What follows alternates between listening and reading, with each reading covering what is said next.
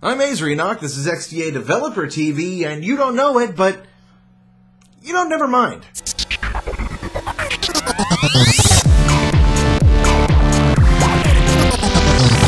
A little over a week ago, Jean-Baptiste Queru announced a new experiment in the Android open source project to support the Xperia S as a Nexus device. It's great news, and I hope that the experiment expands to include more and more great devices out there. And being as great of news as it is, it would be stupid to ask why. It's like on a bus. Some hot chick walks up to you and asks to sit next to you. You don't ask why, she'll walk away.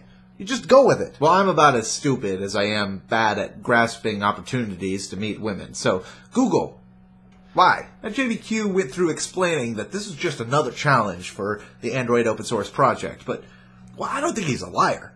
I just think there's more to the story. Google made buckshot money at a whole bunch of different projects and startups, but they're always aiming at something. There's always a reason to pull the trigger. Plus, when has Google been one to embrace the dev community? Oh, they love app developers, and they don't mind borrowing ideas from CyanogenMod. But this really benefits ROM developers. And JBQ is actively seeking help from the community to get the fork rolling with open source drivers and whatnot. I mean, think about it. Android is licensed with the Apache license. That's so companies can take it and make it proprietary software. Google is all about enabling companies here. And Android is already on the Xperia S. I mean, what benefit is there to a company of putting it on that device again? Well, I have a few ideas. First, there's the simple fact that this makes open source alternatives for drivers available. A lack of decent open source drivers has always plagued Linux. I mean, network and graphics drivers are the bleeding anus of Linux. On top of that, these alternative drivers will be covered under the Apache license, so companies can come along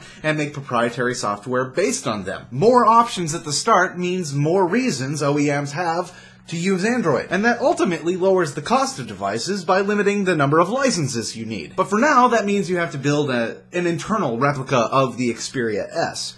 But eventually, hopefully, more devices will be supported. And speaking of licenses, with an even broader open source base, it will be harder and harder for competitors to sue OEMs for patent infringement, even if they do infringe. Google successfully made that argument against Oracle. Open source software that infringes a little bit on proprietary software is fair use, according to that trial. And while Android becomes proprietary as it's used by OEMs in devices, those OEMs are able to say that they have a valid license to use that software from Google, which forces competitors to attack Google directly.